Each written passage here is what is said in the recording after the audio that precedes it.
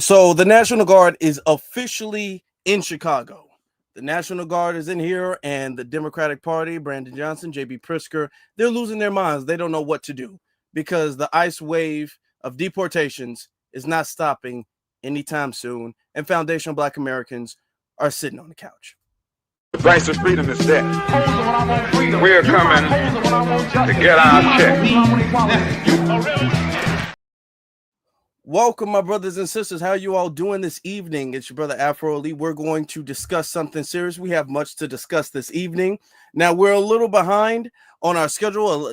Push the day back. Today is a very significant day for me personally, so I had a lot of things to deal with. So we're going to get started. And I appreciate all of y'all because I already see the likes are up. I see the likes are up, the subscribes, all that stuff. If you're new to the channel, listening on a playback, I encourage you to do so that way you stay in the loop of this community that's pushing this movement forward. So thank you all so very much for that. So we're going to get things started. Everybody already understands. Everybody knows. Well, if you didn't know, the National Guard is in Chicago right now. That's where the National Guard is in Chicago. And Brandon Johnson doesn't like that one bit. Now, this is something that Donald Trump has been saying he was going to be doing. He said that he was going to be doing this because he wanted to protect ICE. Because, truth be told, there has been protests, and we've been, talking about the protest or whatever the case may be. Some of the protests has led to violent interactions with people. And there was a couple of people who were shot and dead. Now, there's been situations where people have been like ramming their vehicles into ICE and running ICE off the road and blocking vehicles and stuff like that. And this is why I keep trying to inform my community, letting us know we need to stay completely out of this. We need to stay completely out of this situation. All of this, well, we're fighting for immigrant.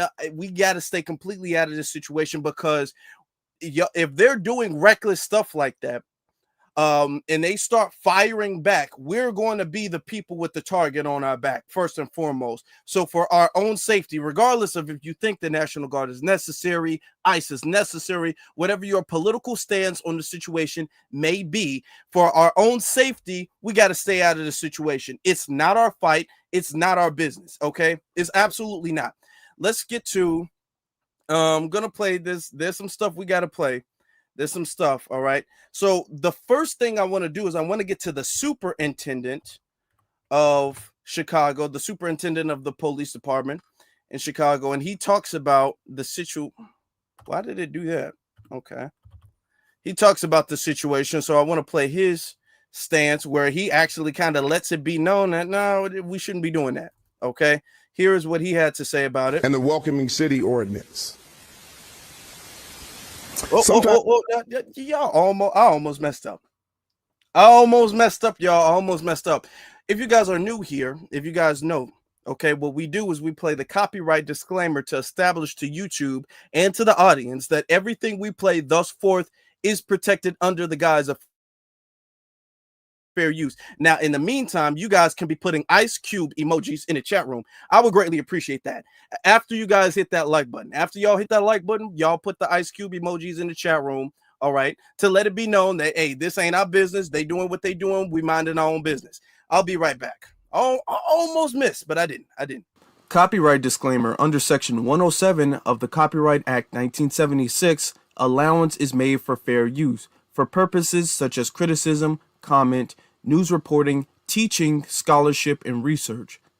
Fair use is a use permitted by copyright statute that might otherwise be infringing.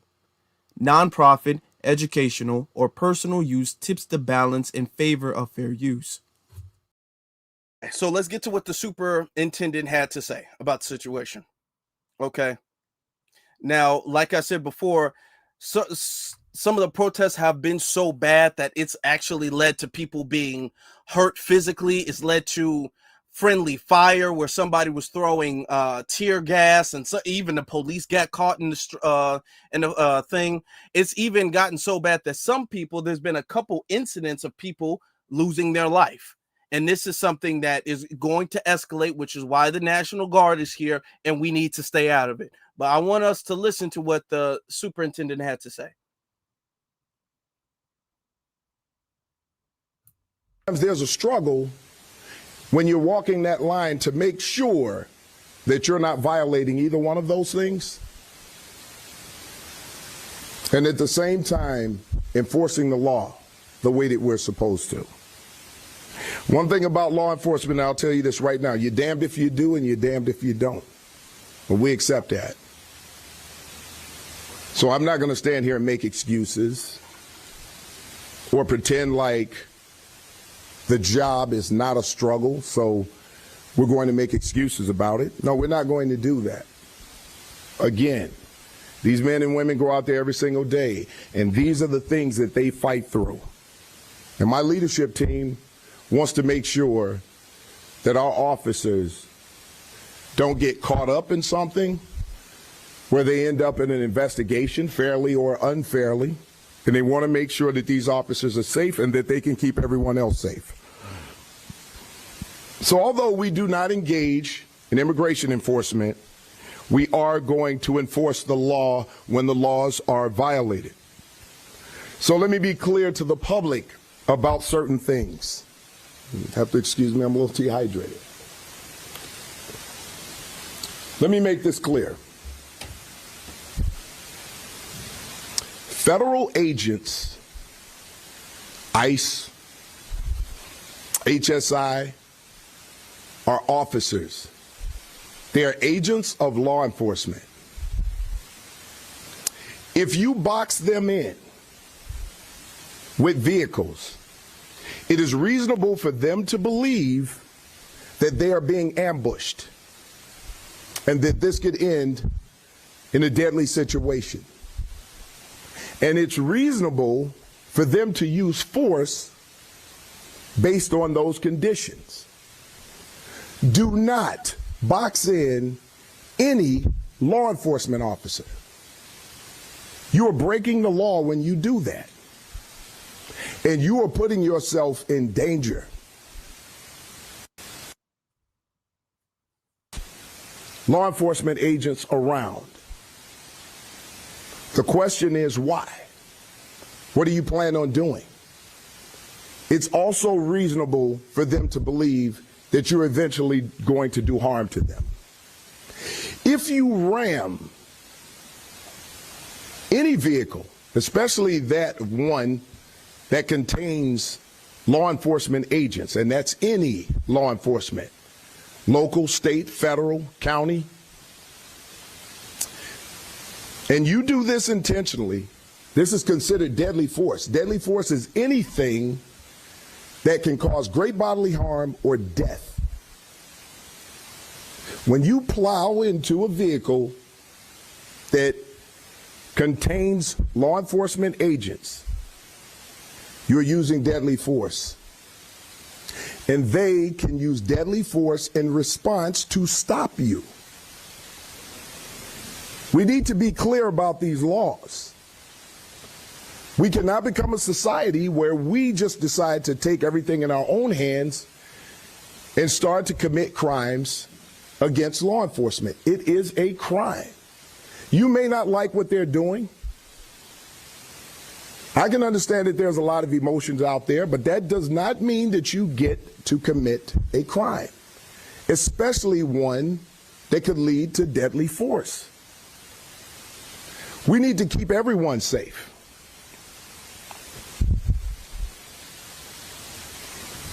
Our responsibilities when it comes to federal agents, and I've been asked these questions, we do not interfere with the duties and responsibilities of federal agents.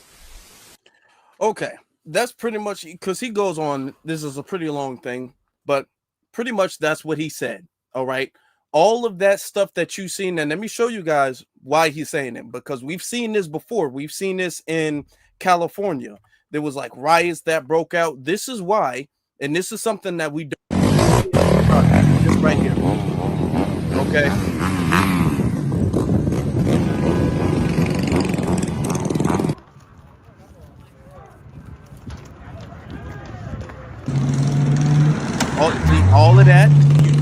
up rocks and you throwing them at moving vehicles, which can cause an accident and can take people's lives away. You doing any of that stuff, yeah, that's fine. And this is what I'm telling black people to stay completely away from. Because as we're recording right now, there's protests going on. I mean, he keeps on doing it too. And let me warn y'all something else.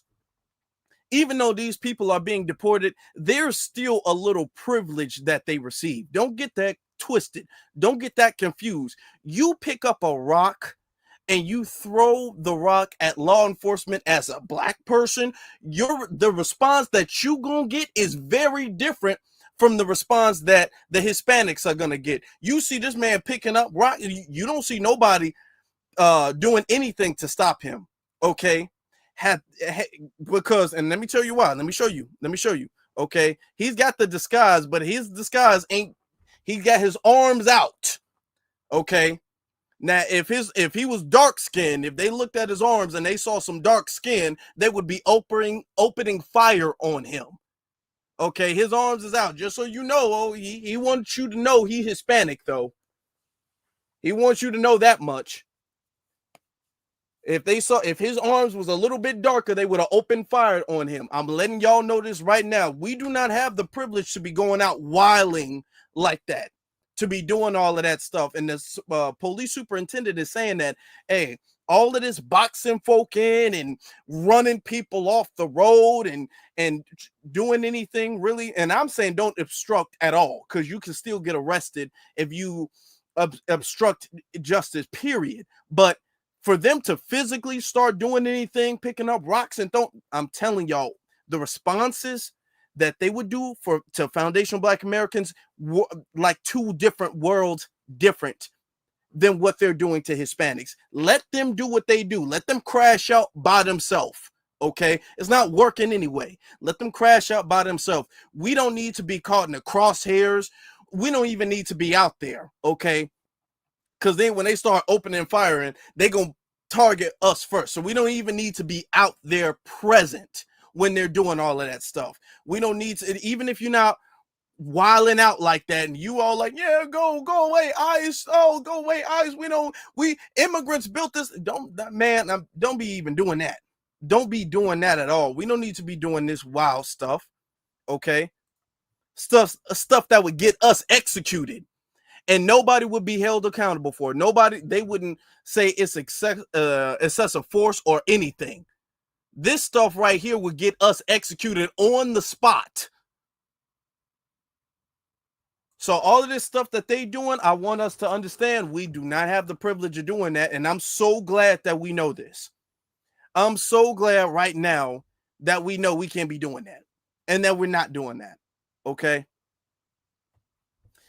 Now, moving on to this part. Now, Donald Trump is not liking the pushback that he's getting from J.B. Pritzker and Brandon Johnson, so much so he puts this out saying that Chicago mayor should be in jail for failing to protect ICE officers.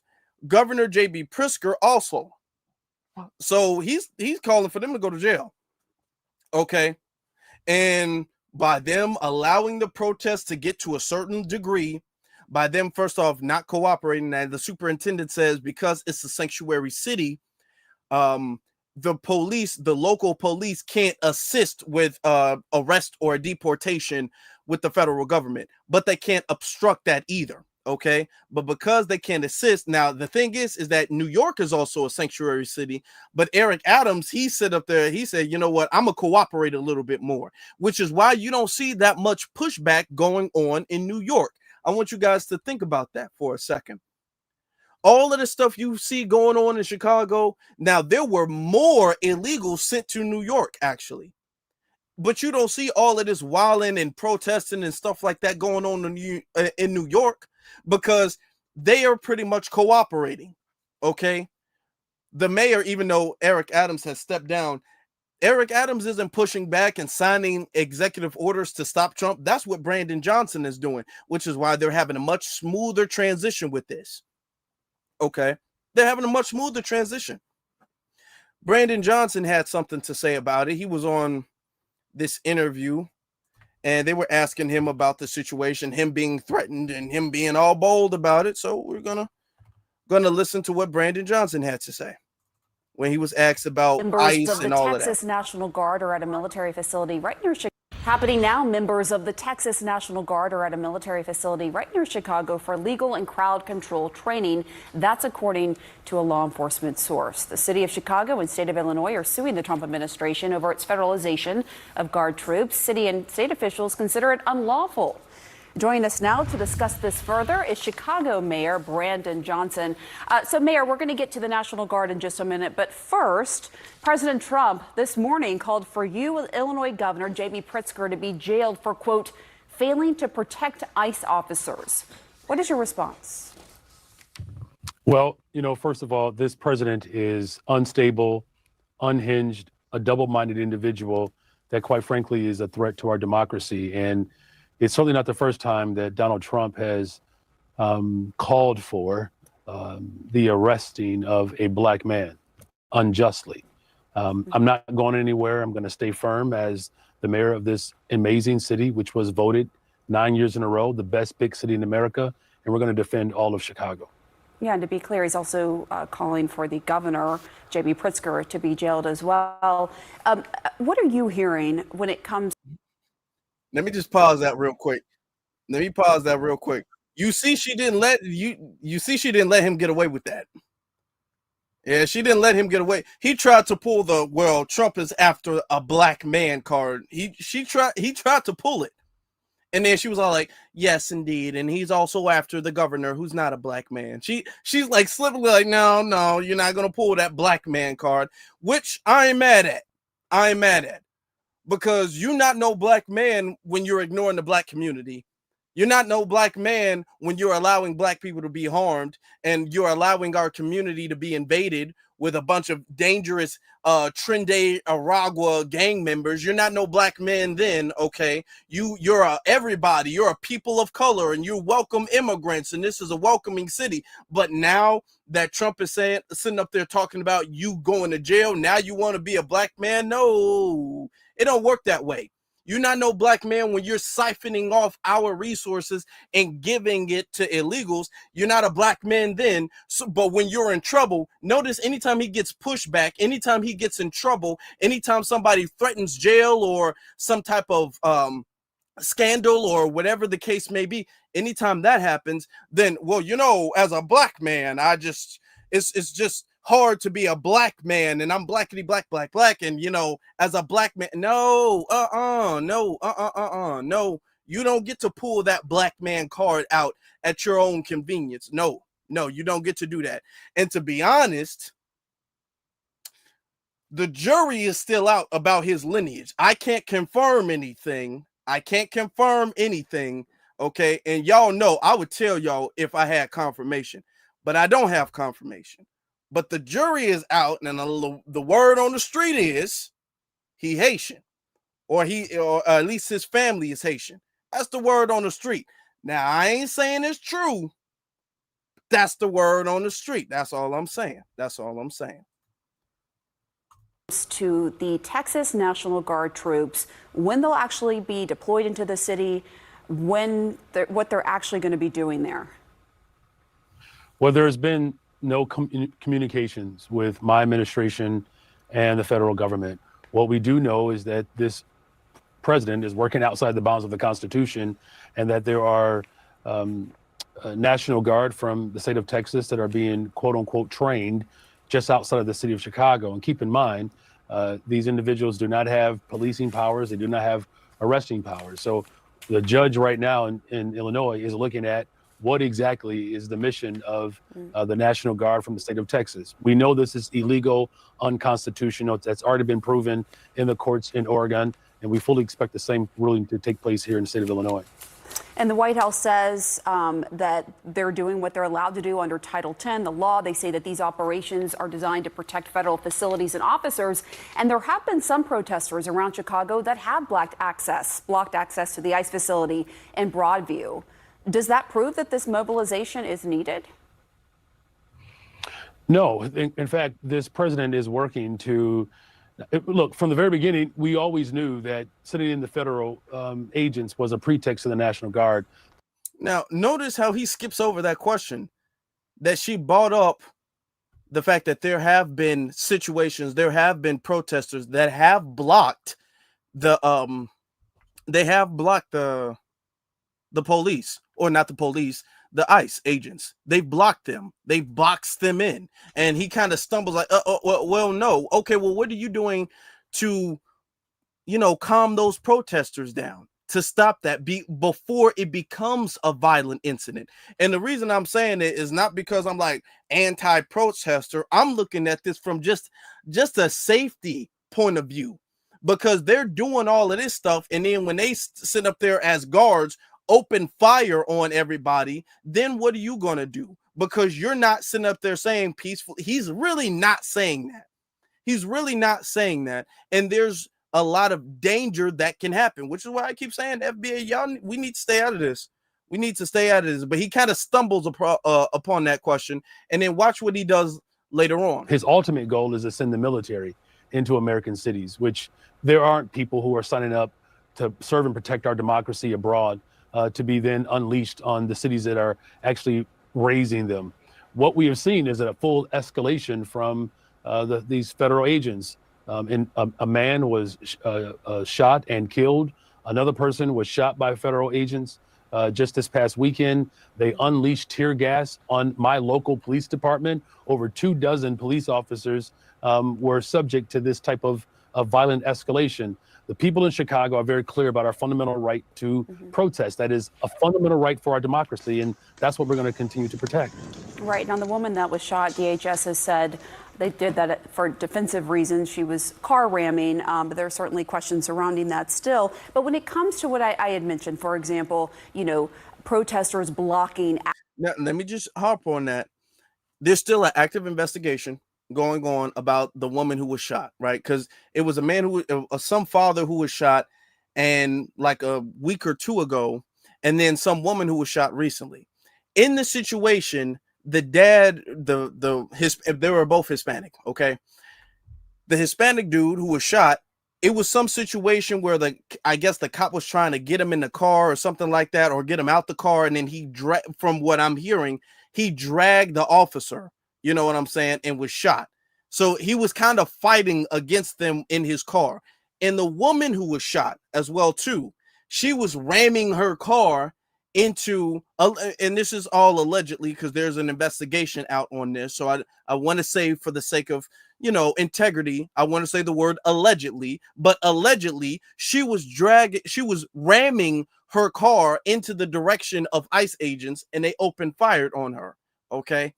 And they're trying to use this as oh my God, they're shooting people now. Okay. And as true as that may be, if somebody was ramming their car into me, I would just naturally, respond by making sure they don't do that. I'm just saying that, and notice when she says that, he doesn't respond to it, because that's the reality of the situation. These people are losing their minds not to go home, which is why, and I don't know, I'm gonna just keep saying it till I'm blue in the face. We got to stay out of this situation, because they're going crazy. They're doing wild stuff. When we were out there, think about when we were out there with the George Floyd uprisings. You didn't see foundational Black Americans ramming our cars into the police. We weren't doing that. We were not doing that, ramming and the police were acting very aggressive with Black protesters. They were acting very hostile and aggressive. And we are citizens. We're citizens. And we had a very legitimate right to be protesting. We had a very moral and patriotic right to be protesting.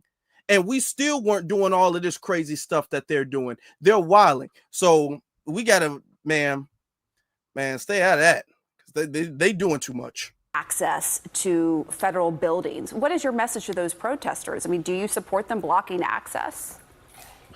What I've always said is that we have to peacefully assemble, and we do that nonviolently. That is how we have transformed this country. The city of Chicago is known for its ability to stand up and to resist peacefully. So of course we're not condoning any acts of violence, but that also includes that the federal government cannot unleash tear gas and shoot pepper balls at journalists for just showing up to do their job and to cover the news. This president has intentionally worked to escalate violence in the city of Chicago and cities across America. We're just simply defending our fundamental right to our democracy. This president has made it very clear he doesn't support this Constitution. And if Congress, which our framers designed for Congress and the Supreme Court and the courts to provide checks and balance, if Congress will not hold this president accountable, I will.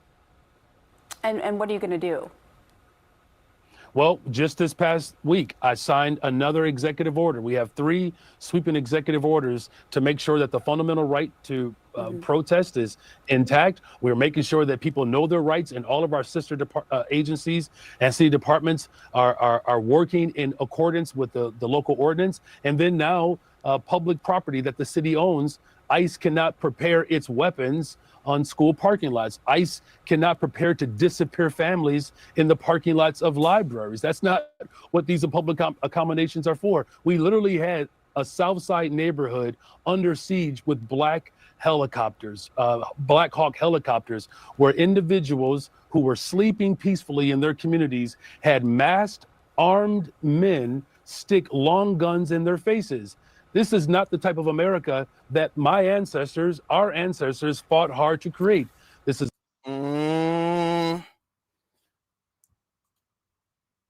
But where your ancestors from, though? I am. Notice he keep kind of like hinting at and dropping it, but he's not clearing anything up. But yeah, this is our ancestors, my ancestors. What nation did your ancestors, all of your ancestors? Because notice how you might have people who are half FBA. We got to be careful for that, because you might have people who are half FBA who be like, my ancestors, but then they were raised by their non-FBA side. Okay, like Wes Moore, for example. You know what I'm saying? Or like Amanda Seals. Okay. They were raised almost entirely by their non-FBA side, but then they use that like FBA bloodline at their own convenience. And I don't know. And I don't know. He might be full tether. I don't know. But yeah, he keep dropping that. Yeah, my ancestors. Okay. Now listen to what he says right after this. I thought he was somebody saying he was Haitian. That's what a lot of people are saying. The word on the street is, when I get confirmation on him being Haitian or not Haitian or whatever the case is, I'll let it be known. But I don't have confirmation. But if I was a betting man, say he is. I'm not saying he is, but I'm saying if I was a betting man. But let's continue. It's a fundamental attack on our democracy. It's not about immigration. It's not about safety. It's about authoritarianism. And we're going to push back, and we're going to defend Chicago and all American cities against this tyrant. Okay, but let me just go to the issue, like at the Chicago apartment building overnight last week. This is, according to DHS, 37 undocumented immigrants were arrested in that operation. The building was targeted because it was known to be frequented by Tren de Aragua gang members. I mean, how do you respond to people who say these sorts of efforts are making the country safer? Look, I'm working hard every single day to. You see that he kind of stumbled. He kind of stumbled a little bit. He really didn't expect her to ask that question. 37 undocumented immigrants were arrested in that operation. The building was targeted because it was known to be frequented by Tren de Aragua gang members. I mean, how do you respond to people who say these sorts of efforts are making the country safer? Look, I'm working hard every single day to build the safest, most affordable big city in America. Just this past summer, we had the fewest amount of homicides since 1965. Homicides are down, shootings are down, shooting victims are down. A lot of work to be done, but we are building a safe, affordable big city in America. But I don't know if there's anybody in America that believes that armed, masked men showing up with Black Hawk helicopters, sticking guns in the faces of Black women, zip tying Black children, putting immigrants in one van, putting Black folks in another van. This is not what built safety. What built safety is to make sure that we're doing what I've done, working with the ATF and my local law enforcement to get illegal weapons off the streets of Chicago. You want to get illegal weapons off the street, but you don't want to get illegal people off the street?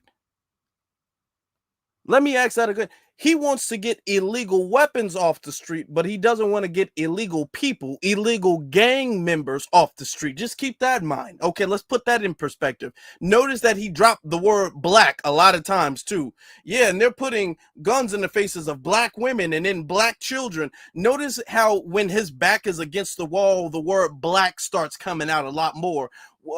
Donald Trump said he's going to put you in jail. Oh, well, I'm a black man, and as a black man, this is what they do to black men. Well, what about those gang members in that apartment? Well, I just think that black women should be protected and black babies should be protected. The word black starts to come out a lot because he's kind of relying on the black community or relying on making it seem as if he's protecting or looking for the best interest of the black community. All right, that's what he's doing, which he doesn't. Okay, because if you were concerned about these black women in that building, those black women in that building, those black babies in that building, you would have made sure that they got out, that they never got in.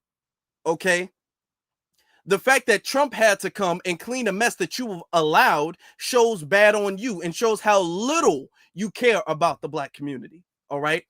Because they were in there and it was known. It's not like that was no surprise. If they knew it, then Johnson knew it. They all know about which gangs are where and which groups are where and where they all are. They all know about that and they're not concerned. But yet when Trump, and they deliberately, and this is the most unscrupulous part about the situation, is that Johnson deliberately put them in the black community, in the south side of Chicago. So now when Trump uses ICE to get them out of Chicago, get them out of the black community, now it's going to be all like, oh, well, you know, this is an attack and the black women and the black babies that I don't care about and not doing anything for, but those black people. And as a black man who doesn't want to go to jail, I just feel like this is so wrong. He's using that, but we're not buying that.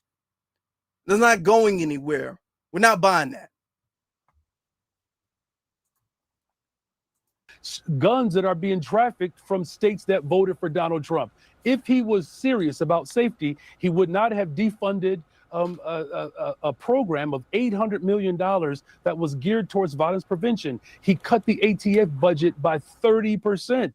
He has defunded our education system. He has defunded our transportation system. He is firing black women across this country. He's defunding. You see that? He's firing black women across the country. Now he's completely off subject because he's talking about the DEI cuts. Now he's completely off subject, but he's trying to invoke black to make it to, you know, anytime his back is against the wall, here comes, well, black people, black.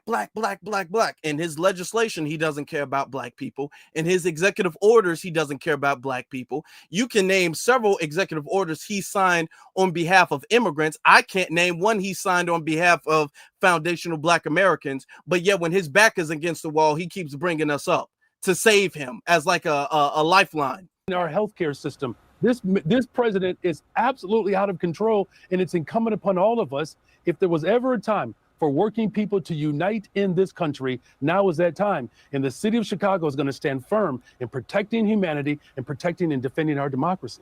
All right, Chicago Mayor Brandon Johnson, thank you for your time. All right, yeah, that's it. That's it. No. All of you don't get to bring up black people, and this stuff isn't working. Let me tell you guys, it's not working. I'm gonna explain to you guys why they're losing, because they're losing because no matter how many interviews that Brandon Johnson has, no matter how many interviews that JB Pritzker has, they don't have control of the narrative. They don't, because the people are now the new controllers of the narrative, which is why they keep having their Democrat shills. Their Democrat shills are out here trying to gaslight black people, trying to fearmonger, trying to recreate this black and brown coalition. Most of them are Hispanic. A lot of them are Hispanic. A lot of these are tethers too, who fear getting deported. A lot of them are. So they're out here trying to push this black and brown thing. Look at this. Lord have. Scrolling online. I am so sick of scrolling online and watching black Americans sit there and advise their people not to support the immigration movement that's going on across the entire United States. What have they done for us? They never supported our protests. Yes, they have. Go watch some old footage. You're going to see people in different shades, different colors, even sizes. It's a beautiful thing. And now I'm not simply going after black Americans because I'm watching. When? Go out? No. Y'all don't get that's vague. When? When have y'all been in lockstep and in alignment with the black community? Because I remember during the George Floyd uprising in Chicago in particular, I remember how you had a bunch of Hispanics who are randomly, unprovoked, attacking black people, including black women, okay, who were pregnant at the time. I remember that. These are the same people who want you to help them protest against ICE to stay in the country. A few years ago, they were just randomly attacking any black person that they saw, like Chicago was a sundown town. I remember that. Yeah, we don't forget stuff over here. Hispanics, Latinos with legal status that simply just betrayed their people, saying, we don't support this. You know what's crazy? Back in those days, black Americans weren't the only ones that were fighting for civil rights, for equality. You had the Puerto Ricans, you had the Chicanos, you had black Americans. And the beautiful thing, look, notice how they keep going back to the civil rights. Black Americans weren't the only people fighting for civil rights. Damn near.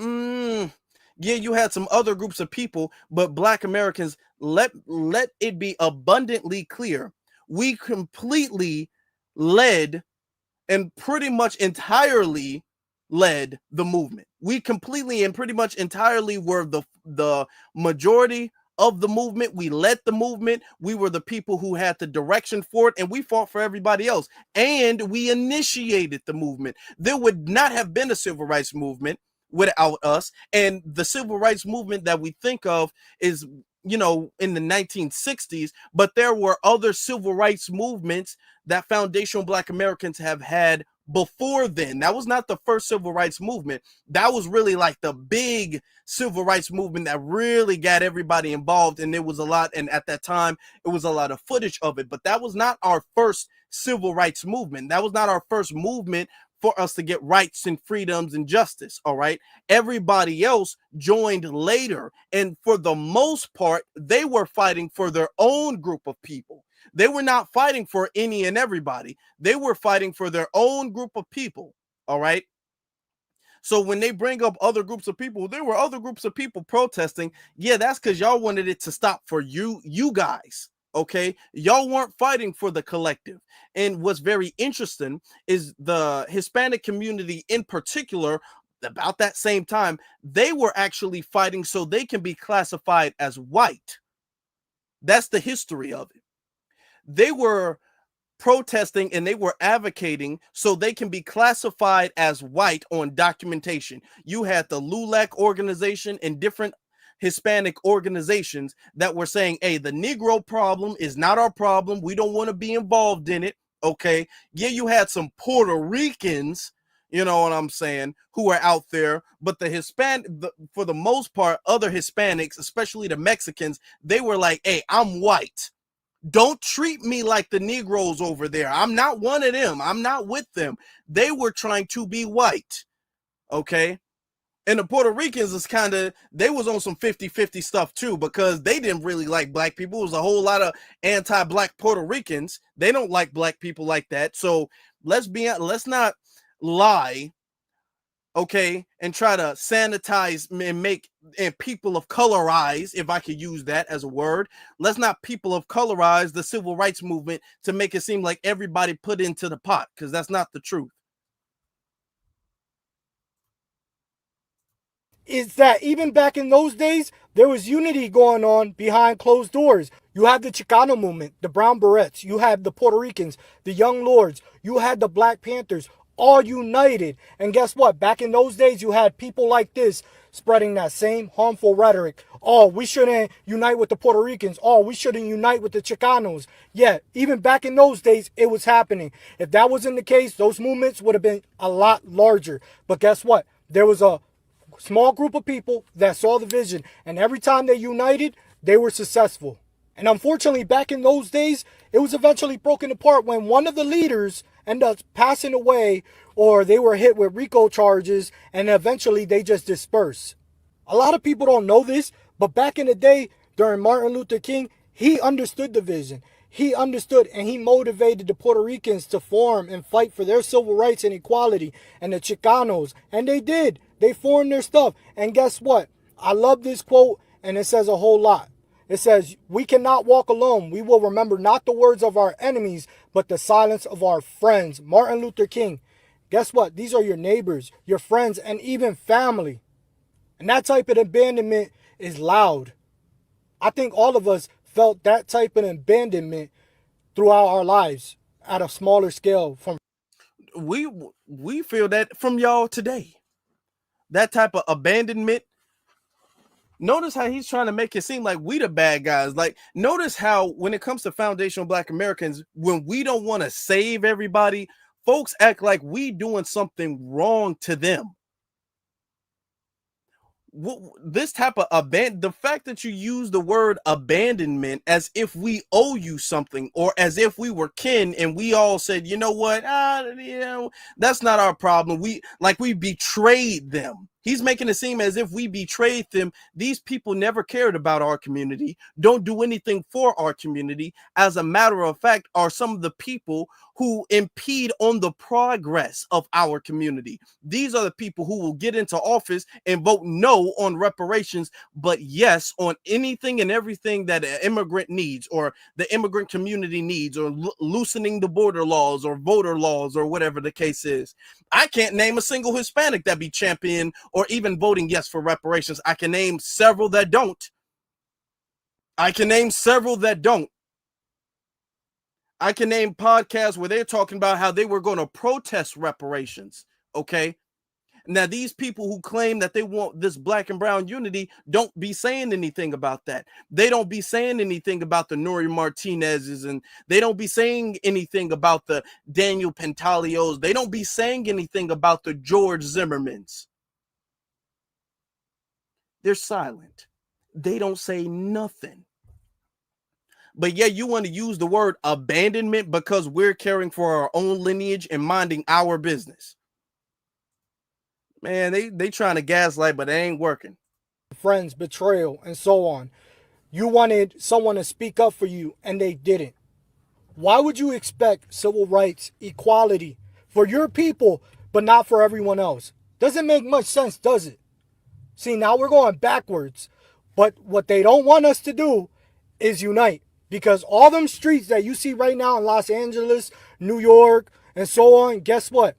If we come together, they will be even more full. Every square footage of them streets will be completely covered. And they don't want that. I hate that Hispanic Latinos go against their interests. I call them out all the time, especially with what Donald Trump is doing.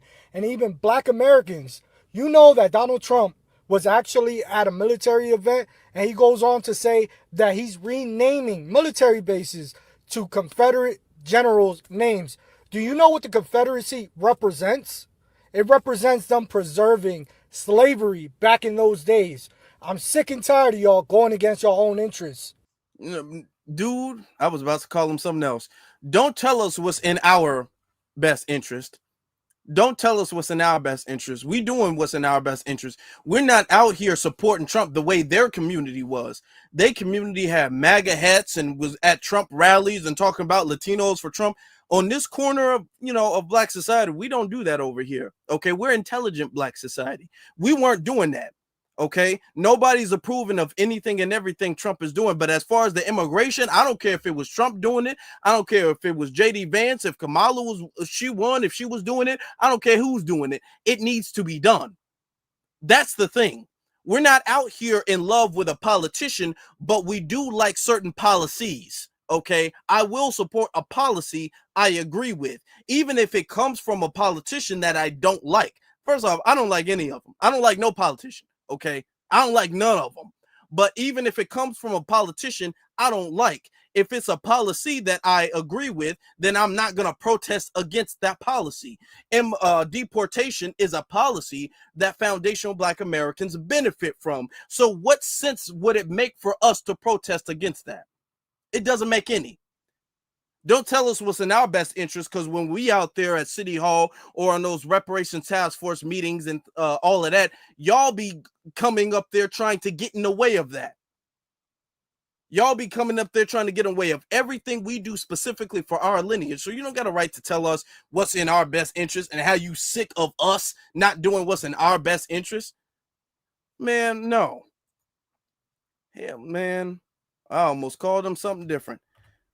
But yeah, they mad that we not out there protesting, and they asking for the Black and brown unity again. They begging for it.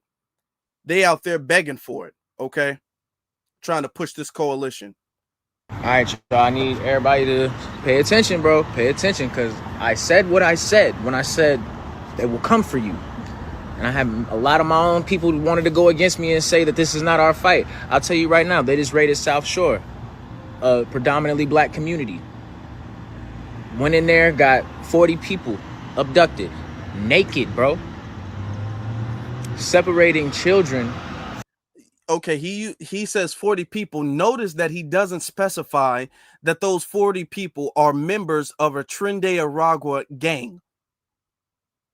They didn't just snatch up any and everybody. Okay, but he doesn't mention that. From their parents, handcuffs. Most of these people look like us. Now, with that being said, I don't look like a Trinidad Aragua gang member. I don't look like no Hispanic gang member. I'm sorry. I've seen a lot of y'all in person. Y'all don't look like no Hispanic gang members. So he said most of them look like us. Who is us? Don't speak for me. another man was being choked in the middle of traffic after crashing. Again, by ICE.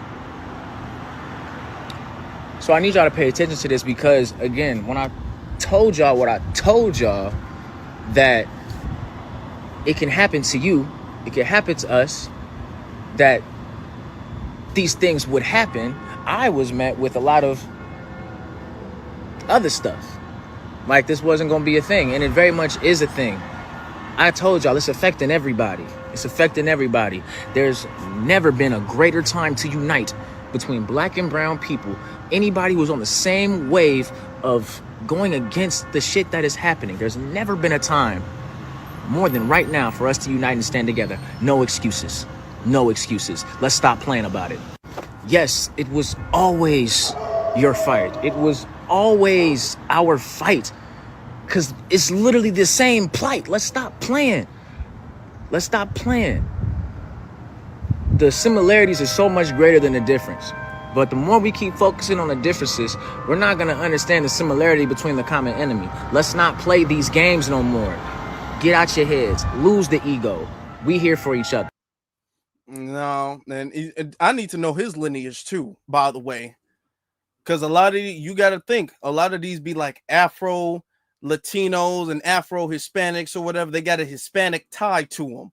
Okay, just because somebody can lock their hair does not mean that they don't have Hispanic ties. Okay, they don't got a Hispanic parent, or they might be from a Hispanic country or something like that. Just and I'm not saying, because I don't know, I don't ever say anything I don't know of. I will always let you know that I'm still looking for that information, because I have integrity. Y'all know that about me. But the thing is that something about it, I'm like, I don't know. That's you caping a little bit hard, buddy. Let me get to some of these super chats real quick before we continue. Okay, Dakota Jenkins says Brandon Johnson is on board with the Democrats trying to replace us, making us a permanent underclass. FBAs are not immigrants. Stay out of this. Correct. We're not. And why? This is why we can't be deported. We can't. Okay, and they're trying to get us as Black Americans, foundational Black Americans, to fight on behalf of somebody else's interests. We're not going. BX says peace, Afro leading FBA family. Being one salute to you. Thank you so very much. All right. We get to Backup Trick says, I appreciate the work you put in to keep FBAs on code. We hear you loud and clear. Keep up the excellent work. Thank you very much for your excellent support. I appreciate you, family. Thank you. Antithesis says, out here supporting, and I appreciate that. Okay. I appreciate the riders, the supporters. Tobias says, once again, as always, Afro Elite spitting facts and showing receipts. FBA all day. B1 family. Hey, thank you very much, family. Thank you, bro. Thank you, bro. And then Nisi, good my sister Nisi, Miss Nisi. All right. Listen, let me tell you something. I was a little late today because I forgot where I put my glasses. And I'm all like, oh man, I can't start without my glasses. Miss Nisi gonna say something. She's gonna be mad. So I had to look for my glasses. I thought the second I lost my glasses, I was like, oh, Miss Nisi gonna be mad. I had to find my glasses just because of Miss Nisi. Just because I just didn't want to make her mad. So I had to find my glasses because I know she gonna get upset. And I don't want to make her upset. Okay. She says the dominant society desire is for FBA to be deaf, blind, dumb, submissive, and subservient. No chattel slavery redo. Yeah, that's true. That's true. And you're not going to do that by manipulating us either. You're not going to do that by manipulating us. No, it's absolutely not going to happen. And we got another one from Omar. Omar says, Black people are not falling for the okie doke. Our activism is reserved for our FBA people, not for no proponents to undermine us. Yeah, that's true. We're not doing that. We're not fighting for somebody who's literally our enemy, who works against our best interest. And they're sitting up there trying to seize this opportunity to recreate some Black and brown coalition. It's not working. Oh, but they're trying real hard. They are trying real hard with this.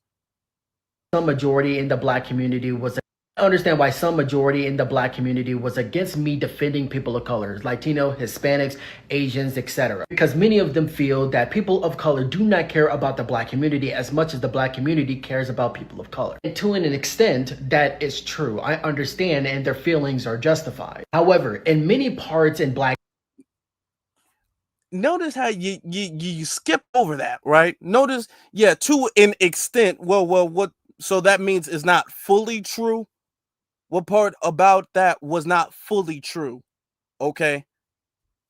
That we look after everybody else and people, and we don't get that in return. We don't get that reciprocated. What about that wasn't fully true? He said to a degree, and then he just skips on and says, well, however, okay, that was quick. So they don't get addressed. However, we should just turn the other cheek. However, we still need to support them anyway.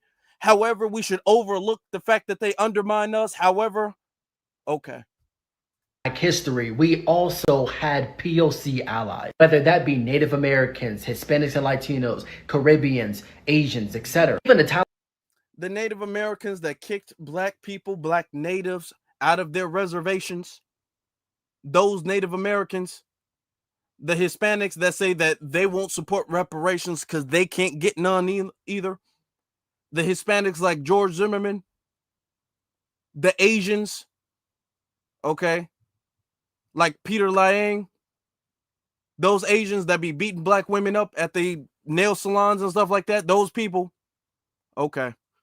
In the early and mid 19th century in New York City, San Francisco, and Los Angeles, California, even we had alliances with them. The point is, we didn't do everything alone, and that's something that goes untalked about in American history and Black history. Because, say it with me, Black history is American history. When I found out that Black Americans in Chicago was being detained by ICE, it was heartbreaking, but it wasn't surprising because I knew for an absolute fact they was going to come for us next. First, it was Latinos and Hispanics, as they were targeting.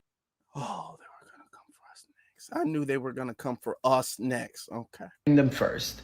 Then it was Muslims. Then they attacked Asians, and now they are attacking us. It was a part of their program. Solidarity. Why do you think the whole we were next?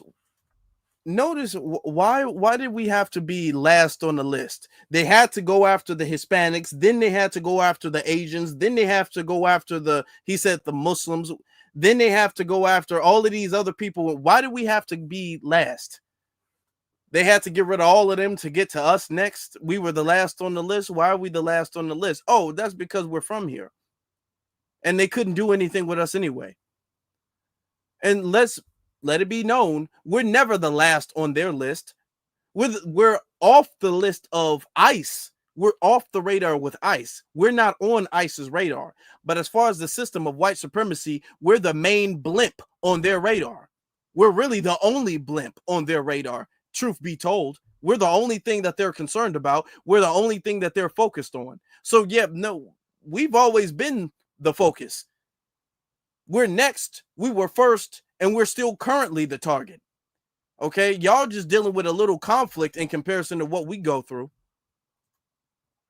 In establishing relationships with other people of color is incredibly vital in order to survive this. If we're going to win against this corrupted government, I promise you, us being separated as we are now is not going to help. There are more of them than there are of us. But if we all come together as one, we overpower them. We outnumber them. It is the old and classic divide and conquer tactic. If they see that all the minorities are divided and no longer united, they're going to take that as an opportunity to pick us off one by one. I'm trying to tell y'all, bro, I have not been wrong once. Ever since this man came into office, I've been right every single time. I really hope that the black people that was detained by ICE in Chicago is all right. And yet at the same Yes, they were. He makes it seem like folk went missing for a few days. Yeah, everybody was okay. They said they literally told you, yeah, we were detained for like a couple hours. He was like, yeah, I really hope they are all right. Yeah, they are. They were on camera in the morning. Yes, they are. Everybody from Chicago, every black American from Chicago is fine. Same time, I fear for their life and where they will end up at. Because now their lives are in grave danger. I'll see y'all in the next one. Oh, please don't. Please don't. Please don't. We don't need to see you in the next one. We didn't need to see you in this one. The tethers, I'm trying to tell y'all, they pushing hard. They pushing hard. They pushing with everything they got. I was called a tether by my own people because I was telling Black Americans that we are not absolved from the harms of ICE and that it's been important to advocate for immigrant. Okay, she says, back in June, I was called a tether by my own people. No, you were called a tether by foundational Black Americans because you are a tether. Okay, because you're not from this lineage. And then you said we are being, listen to what she said. Back in June, I was called a tether by my own people because I was telling Black Americans that we are not absolved from the harms of ICE. You were telling Black Americans that we are not absolved from the harms of ICE. Why are you speaking French, ma'am? Why are you speaking French?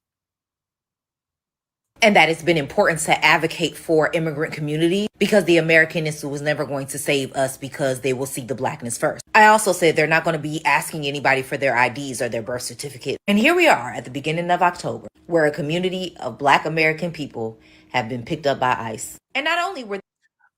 Okay, she says a community of Black American people have been picked up by ICE. No. Black American people were not picked up by ICE. Notice how she frames it. There was a building that was raided and everybody from that building was detained. Okay, when ICE found out who they needed to get, who was who, they let Black Americans go. Nobody was picked up. They make it seem like folks are just grabbing people coming out of school or leaving work. Nobody was picked up by ICE. But okay, now listen. Oh, she going heavy with it. Have been picked up by ICE. And not only were these Black Americans picked up and detained by ICE, but their entire building, their homes, their apartments were ransacked and left in complete disarray. ICE is the police. We have always seen. Now, I showed you guys in a live stream Monday what the building looked like. The building was uninhabitable. It shouldn't have been inhabited by anybody. Okay, there was broken windows, broken electronics and all that stuff all over the place. That when it comes to Black folks, that police tend to often get it wrong with us. They identify the criminality based on the rape. And y'all don't think that ICE does the same? So let's be very clear. If you didn't know it then, maybe you'll learn it now. Solidarity in these times is what's going to save us. coming together and recognize that we have the same boot on our necks will get us out of our egos and maybe the fortitude to protect each other. Because while folks make the joke, oh, where are they gonna send us to? We're American. You do know they don't give a damn. And that they've also been sending people to places outside of their home countries. No. You do know they don't give a damn. No, if they didn't give a damn, where are we going? Where have we been deported to? Because clearly they got to give a damn. They can't send us anywhere. They don't have the ability to send us anywhere. We can't be deported, okay? We were here before the country was here. We're not going anywhere. You all have ties to other nations. The reason why, and she's using it, they've sent people to countries that haven't been their countries. A lot of these people, first off, that's because their countries are literally saying, Mexico is literally saying, we're not allowing you to drop a plane of immigrants off here at all. We're not letting you send them back. So then Trump is all like, okay, well, I'm going to just send them to the next closest place and they going to walk back or they going to get it how they live. So that's why it's not, she's trying to put this narrative out as if there's like a map and somebody's throwing darts at a map and being all like, okay, I'm gonna send you right there. And bam, okay, I guess you're going to Mexico. And bam, okay, I guess Brazil. That's not happening. And that's not happening with us. There's no spin the wheel and wherever the wheel lands on, that's where you're going. No. The reason why these illegals have not been, some, because most of them have been, but some of these illegals have not been sent back to their nation is because their nation don't want them back because they're criminals. A lot of them are. They don't want them back. And that ain't happening to us. And for those who have been paying attention, some folks get picked up and disappear. And that's very real. Okay. Pushing for this coalition. Let me tell you, they mad. And this is their way of trying to control the narrative. They're trying to seize this opportunity by saying, hey, black folk, foundational black Americans, you guys were wrong. We told you guys, we told you guys, y'all were so wrong. Y'all need to get up and help us out now. Come on now. That's what they're trying to do. And they're pushing for it. Let me tell you, it's not working. It's not working. Boy, but this one right here. Now, this woman, we've shown her before. She says she's Hispanic, but she also says she's Native, and then she says she's part black, and then I don't know. When I first saw her, she looked Asian to me, but you know, she says she's like a mutt, essentially. Chicago ass people to keep Chicago's name the fuck up out your. What the sister at the corner says. I'm gonna need all you non-Chicago ass people to keep Chicago's name the fuck up out your raggedy ass mouths. And stop using my city as clickbait to get likes and views and followers. Yes, ICE raided a building here in the South Shore neighborhood. No, they are not coming for black people. Backtrack and tell the whole fucking story or pipe the fuck down. They moved thousands of so-called illegal immigrants into mostly black neighborhoods. They live right next door to most of us. So yes, when they raid looking for them, they're going to raid the entire building. All of the black Americans that were grabbed were let go. The so-called illegal gangbangers that they were looking for were not. They were detained. So all you Hispanics and Latinos that's using this as a gotcha moment, it ain't one, and it still ain't our fight. And all you lame-ass black creators and other creators that are using this as fucking clickbait and to get likes and views and shit, shut the fuck up. Since this administration took over, they've been trying to goad black people out into the street so that this fuck-ass, lame-ass, bum-ass president can declare martial law. And guess the fuck what? We still ain't coming outside. At this point, if you are still saying that you're not coming outside, I'm convinced that you have never been outside a day in your life because you are not about that life and you have never been about that life. And that's fine. Just stop pretending that your fear is strategy, because guess what? They will still come and get you from inside your home. Okay. You see this non-FBA, whatever she is, talking about we're not about that life. Who are you talking to? Who are you talking to? You don't get to see, this is something that I don't allow. Okay, I don't allow non-FBAs to question our courageousness and to question our legitimacy. If we saying we sitting something out, don't be all like, man, you seem like a coward. You seem scared. We scared you had to flee here. We scared you're not back home. Okay, you're not native to this land. You didn't build this nation. You're not foundational to this nation. You fled here, talking about somebody else not being about that life. How about you be about that life back in your homeland? How about that? They don't want to do that. They're talking about how we not about that life for helping them stay in another man's country, in another person's country, in our country. We not about that life for not helping them not go back home. They don't want to go back home, and they gaslighting us for being cowards, for not helping them stay away from their messed up, jacked up, effed up homeland. All right. Just ask Breonna Taylor, ask Botham Jean, ask. Oh, now hold on. Let's have never been about that life, and that's fine. Just stop pretending that your fear is strategy, because guess what? They will still come and get you from inside your home. Just ask Breonna Taylor, ask Botham Jean, ask Sonia Massey, ask every innocent black person that was murdered inside their home, their own home, by state-sanctioned violence. No, man, don't do that. Don't do that. Don't be bringing those people up, because we ride for those people, okay? We was riding for Botham Jean, even though Botham Jean is not FBA. He's Nigerian. But what happened to him was dead wrong, okay, and should be unacceptable. It is unacceptable. And that's why Amber Geiger is in prison right now, because foundational Black Americans actually stood up, even though he's not FBA, okay? We still said what happened to him was absolutely unacceptable, okay?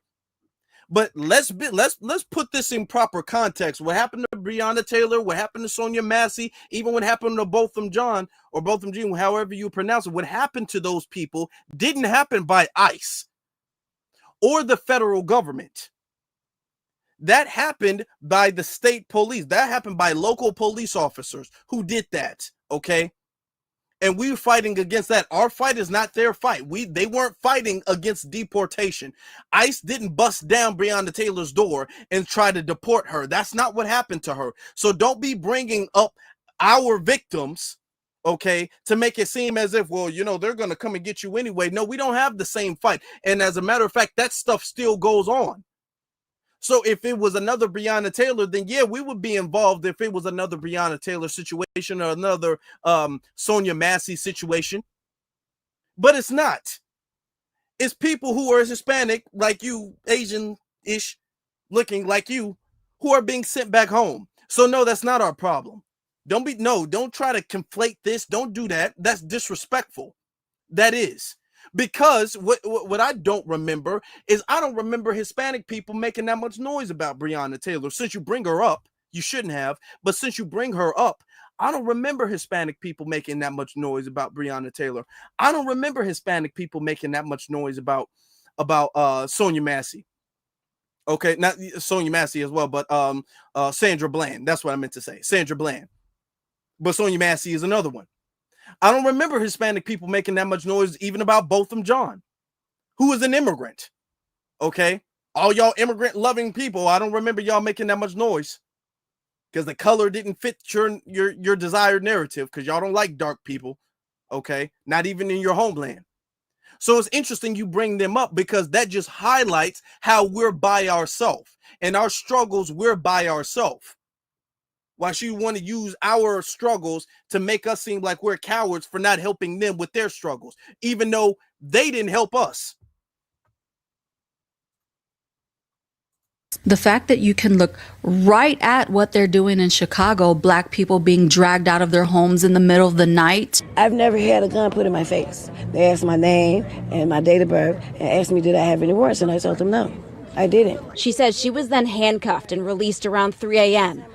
Racially profiled, naked children being zip tied, detained for hours, and probably traumatized for the rest of their lives. I was out there crying when I seen the little girl come around the corner. Because they was bringing the kids out too, had them zip tied to each other. That's all I kept asking. Where's the morality? And still have the nerve to say, do you think it's traumatizing living in an apartment complex that's been taken over by dangerous, foreign gangs, like this is an invasion, like you're living in another country, do you think that that's not also traumatizing? Do you think that the things that I was about to say Asian gangs, the Hispanic gang, I'm just looking at her face and I'm thinking Asian. My fault, y'all. But do you think the things that the Hispanic gangs, the Trinidad Aragua gang members, do you think that what they were doing in that building is also not traumatizing? So you mean to tell me it's more traumatizing to be taken out of your home for a few hours and have only the gang members get arrested? You think that's more traumatizing than having them completely ransack the building and take complete control over it like they're the gang lords? You think that that's less traumatizing? Notice she doesn't bring up the fact that all of those people, all of those Black Americans were in danger in that building. Every second that the gang members were there, they were in danger in that building. She doesn't care about that. Black people aren't the target. Be serious. Now you're just doing backflips to justify your cowardice. Budget trucks and military-style vans were used to separate parents from their children. Other neighbors say they saw agents destroying property to get in the building. And they had a big 15-inch chainsaw with a round blade on it, cutting this fence down. We're under siege. We're being invaded by our own military. Citizen App video shows the chaotic scene overnight. Neighbors tell us there were dozens of ICE agents. Neighbors like Ebony Watson says they ducked for cover as they heard several flashbangs go off. They was terrified. The kids was crying. People was screaming. If you can honestly look at that and you're okay with the racial profiling, the home invasions, the state-sanctioned violence, the lifelong trauma, and still say this is not our fight, you're not neutral, you're just spineless. We're not gathering for a farmer's market. We're fighting fascism. We're watching democracy fall in real time. Fighting.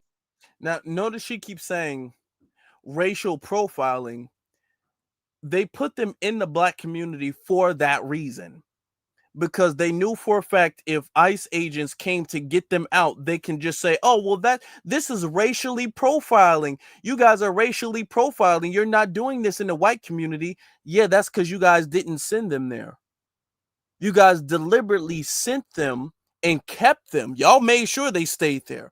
They kept them in the Black community so that way if they ever got deported or targeted, they can say, oh my God, Black people, look, it's racism.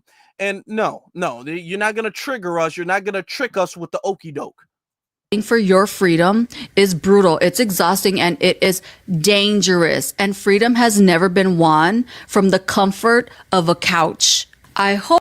I don't know. I beg to differ. We don't got Kamala, so I don't know. I kind of beg to differ a little bit. Hope that besides getting on your platform and yelling that we're not coming outside, that you're doing other things to help, like boycotting, mutual aid, grassroots organizing, and you're using your platform to encourage others to do the same thing.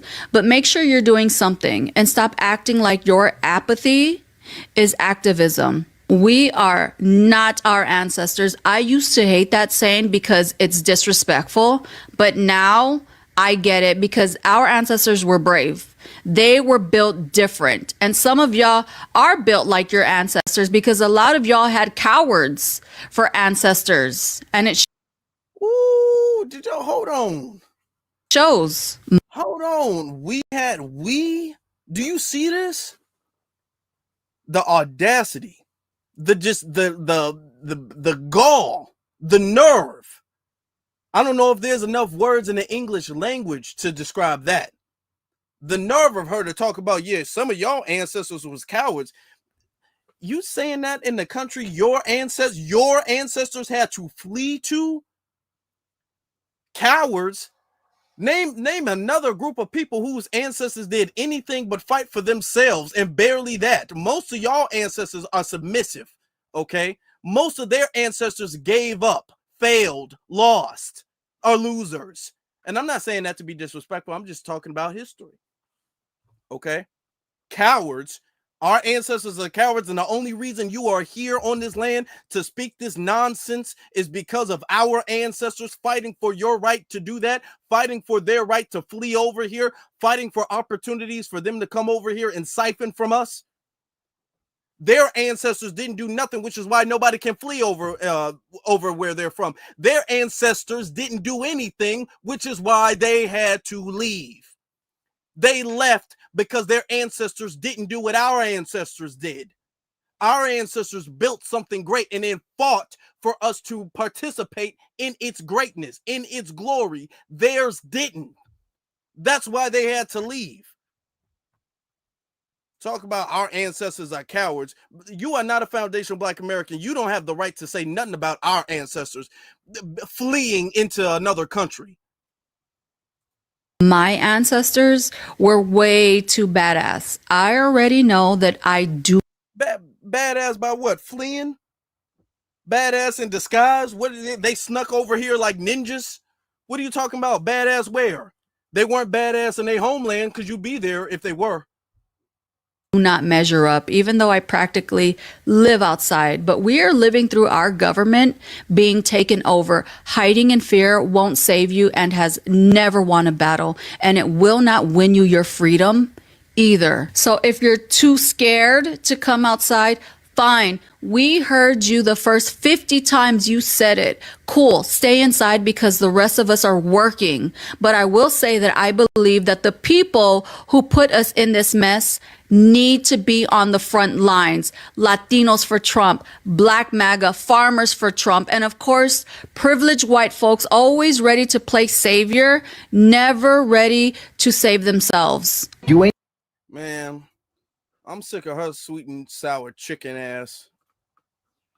All of that, the goading. This is their narrative because they want foundational Black Americans to get into some business that we ain't in. We are not in this. And no matter how much they say it, no matter how much they try to black and brown it, no matter how much they try to push this coalition narrative that, guys, we really are best friends and we really have been here together. We're not going for that. You got too many Black brothers and sisters, too many foundational Black Americans speaking truth to power on the situation and on the reality. So yeah, it's not working out. It's not working out for them. Okay, we got too many of us speaking truth to power on the situation. Majority Black when the ICE came the other day. Yes, Black people were affected, but this building was overran by illegal Venezuelan gangs. And I just had several conversations with residents who are moving their stuff out of here that confirmed that. So stop letting media put that false narrative in your head that somebody coming for you, because they not. You was born here. You was born on this land. Yeah, there's too many of us. And that's Patrice. I know that sister personally. Good sister. Okay. Too many. Come on now. At this point, y'all have really pissed me off, especially you so-called influencers who are taking parts of stories coming out of Chicago and using it for fucking clickbait and engagement. Now, I have been urging my people here to pause so that they can process things. Y'all talking about them coming down on that building out south. Whole time, that building used to be predominantly Black. That building was predominantly Venezuelans, okay? There are people from that neighborhood that have been complaining about that building for a year, okay? They showed y'all broken windows and shit that were already there. These are the things that y'all have to stop doing. And this is why I keep telling people here in the city, particularly Black people, pause so you can process. If y'all start responding to shit out of emotion, then you don't know what the fucking play is, because you haven't had time to actually think. What people are doing are trying to get a rise out of Black Chicagoans, okay? That was one incident.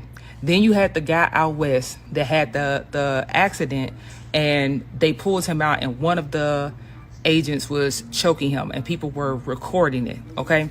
So again, follow-ups to all of these things, never. Nobody ever comes back with the follow-up. They talking about, oh, they're arresting Black people in Chicago. All of the Black people that they took from that building on the south side were released. The 37 people that they detained were all Venezuelans who were part of a particular gang. Y'all gotta stop doing that shit. Y'all are really making me mad with this, okay? Especially for those people who don't live here, but you want to use these fucking stories as a way to get some engagement. Slow, pause, bro. I'd hate to get into it with some of y'all, because I've seen some of y'all so-called influencers using this shit as a way for y'all to get attention and likes. Yes, this is a very serious issue, but I also want y'all to understand that there's never been a time that Black Chicagoans have not been under pressure. There's never been a time that we've not been fighting. So what are you talking about? Y'all want us to get so emotional that motherfuckers get on the front lines of something. No. You have to step back and pay attention first and foremost here. We know how to pay attention to things that's going on around us, okay? And y'all want people to get so upset that we go out into the streets and then some shit really happen? Black Chicagoans, fuck all them people that's talking crazy on this internet, especially if they asses ain't from here. Y'all sit the fuck down, pull back, because you have to be able to process what is going on. If you go out there on some emotional shit, that's how things get twisted. That's how shit get fucked up, because you're not thinking logically. I really need y'all to understand that this is not us against migrants. This is not us against anybody that they are here trying to detain. This is about us being a sanctuary city and our mayor and our governor pushing back on to stop posting about what's happening right now and not adding the fact that there was shit that led up to this happening. I ain't excusing nothing that they doing, but what I'm not going to do is put my people in no burning building. We going to hear me out. Be patient. I'm not saying that we won't do anything. I'm not saying that they won't try anything. I am saying you cannot react off of emotion. There has to be patience. There has to be a process. There has to be a preparation. Stop letting these people gas y'all the fuck up. We ain't on that. I want y'all to understand something. Notice how you don't really hear no Black person from Chicago sounding the alarm like, hey guys, we gotta panic, guys. Nobody, especially from Chicago, everybody from Chicago who's making videos is saying, hey, this ain't got nothing to do with us. I ain't seen a single video somebody from Chicago who's all like, guys, they're getting Black people. Everybody who's saying they're getting Black people are not from Chicago, don't live in Chicago, never lived in Chicago. Everybody from Chicago is pretty much saying, no, they need to go, because everybody from Chicago is tired of them. Everybody from Chicago wants them gone. And Chicagoans, Black Chicagoans are getting upset and making videos, as you're seeing, as I'm showing you, because what you guys, what they're trying to do is they're pushing this narrative to stop ICE and allowing the illegals to come in here. Y'all don't live with them. They're invading our community. Okay. So we're facing the backlash of the failed Johnson administration. So they all need to go. And this is why they don't control the narrative, because you might have a lot of people who are outside of Chicago saying, guys, they're detaining people in Chicago. But none of that. You can have 10 people say that. If you have one person from Chicago step up and say, hey, no, they're not. They're actually doing a good job.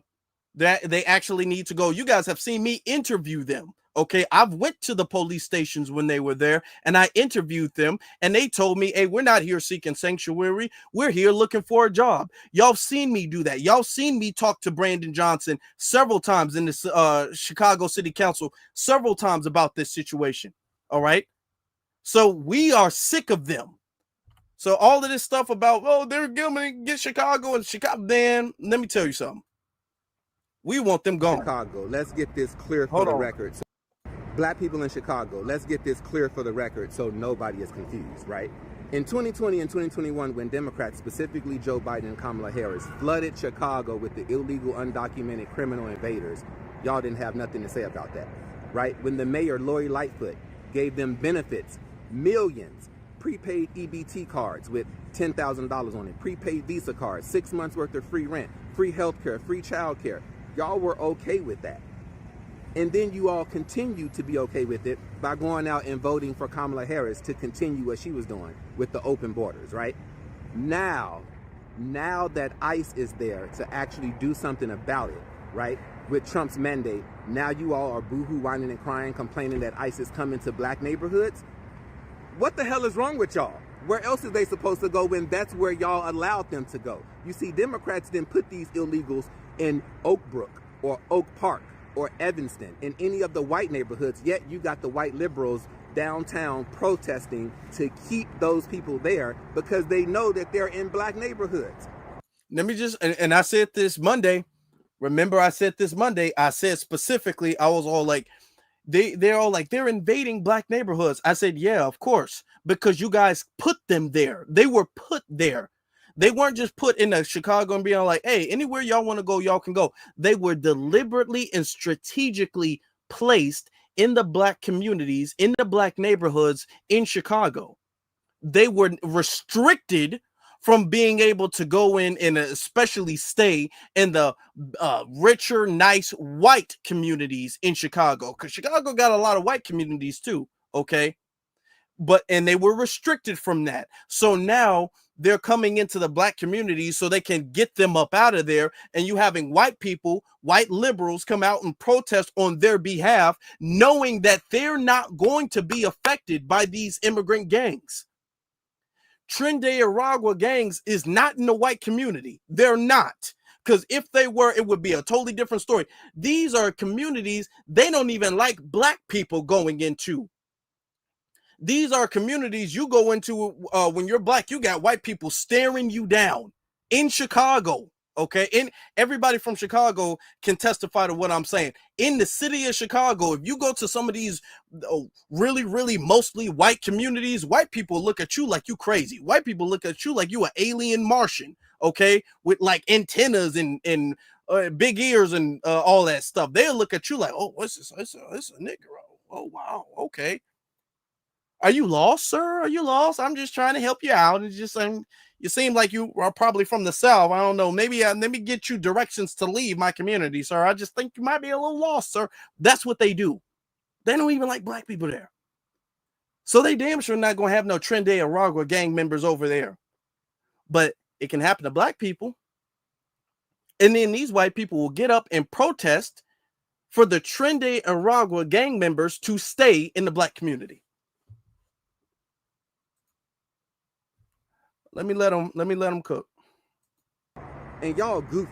Y'all falling for this. Y'all voted for Kamala Harris, and now y'all are protesting ICE coming to black neighborhoods to remove these criminal invaders. Y'all are calling ICE racist for coming to the black neighborhoods. Well, why are they coming to the black neighborhoods? Because that's where you all allowed them to go. So tell me you a goofy Democrat plantation slave without telling me you a goofy Democrat plantation slave. Yeah, the reason why they're losing is because they don't have control of the narrative. And it's not that we're the majority. We've never been, but we don't have to be. We've never been, but we don't have to be. You got some $5 Indians who are acting like this is a ha-ha moment. Y'all remember this guy? Non-Chicago. Oh, no, I played that. That's the wrong video. My fault. I already played that video. Click the wrong video. Okay, this is it. Okay, hold on. Y'all remember this dude, this $5 Indian who goes above and beyond to talk about how black people are not from here and how we're going to get deported, even though he don't look like no real Native American. He don't look, he look weird. And I'm not trying to bully. I'm not trying to bully YouTube. I'm not trying to bully, but he has a very strange, he has a very odd look to him, in my personal opinion. Okay, he don't look like no native. When I see pictures of natives, I don't see nobody that look remotely close to him. The dude looked like he Hispanic, to be honest. Talking about he's a Native American. He looks like a white Hispanic. But okay, all right. I'm not trying to bully. But I'm just trying to say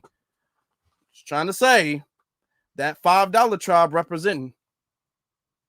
Weren't black Americans just making fun of Mexicans and Native Americans for being harassed by ICE? We're not. You know, what goes around comes around.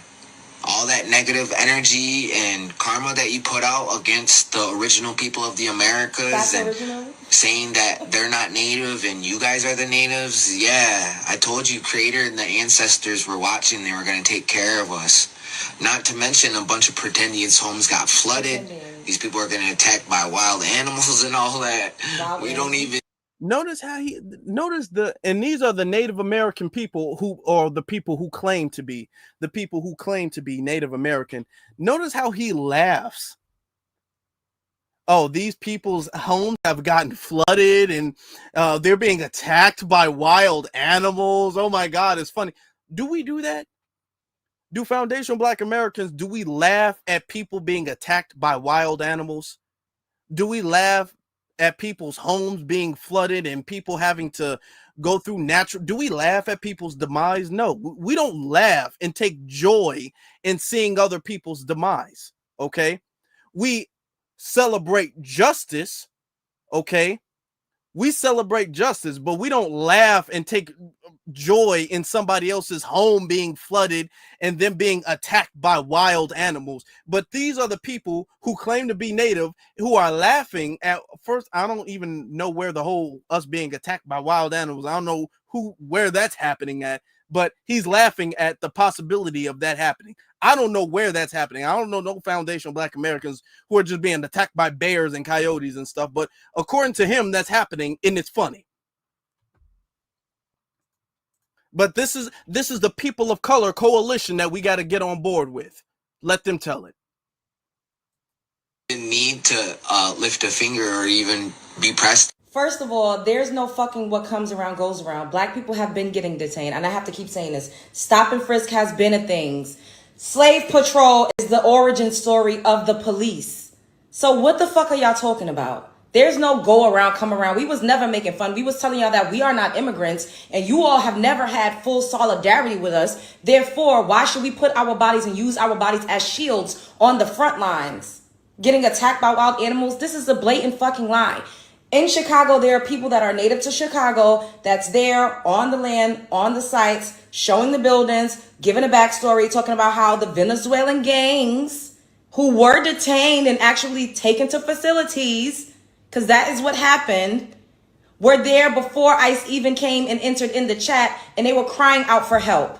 So if you do a raid, you got to sort out who's who. None of us were deported. Fucktard. They want us to be immigrants so bad. They want to include us in their plight so bad. We are not you. We are not you. And you calling us pretendians. When I Google pretendian, your picture comes up. Uh-oh. Your picture comes up when I Google pretendian. And look at the conditions on some of these reservations. You have bigger fish to fry. Stop worrying about Black people and how we identify. It has absolutely nothing to do with you. Hold on. First off, she cooking, ain't she? If we home, if we not pretendians, if this is our nation as foundational Black Americans, put the house emoji in the chat room, letting it be known that we not going nowhere because we can't go nowhere because we're from here. But these are, I want you to, and I'm shout out to this sister, okay? Shout out to this sister, okay? She shows the Native American reservations that they brag about. They brag about, oh, we're from here. These people live in like a trailer park trash community with all of the tax exempt benefits that they get, with all of the federal funds that they get, with all of the benefits of being a Native American and being a part of a tribe that they get. This is their community, okay? This is what they live in. Look at this. I've been here for like, what, 2.5 years? Like 2.5 years. No indoor plumbing. So just so I understand, do you have any water now? Yeah. Oh, okay. No running water. Well, my brother that's in jail, he kind of drank a lot, so he would come over and we would have to throw him in jail because I don't drink. I don't use drugs or nothing. I kind of just am here for the kids. And I love them. This place, like our kids, I don't know, they bring their friends and their friends come to stay. Like some of them come from broken homes too around here. So sometimes on weekends, I have, like I told you, I have like 20, 21, 22 kids here. So I said, some of my friends all laughed. They call me Mother Hubbard. I said, always taking in more kids. This is not me putting down anyone. Did y'all see that before? And I'm not trying to say, and notice how the children, a lot of children go missing in those reservations and stuff like that. It's a terrible thing.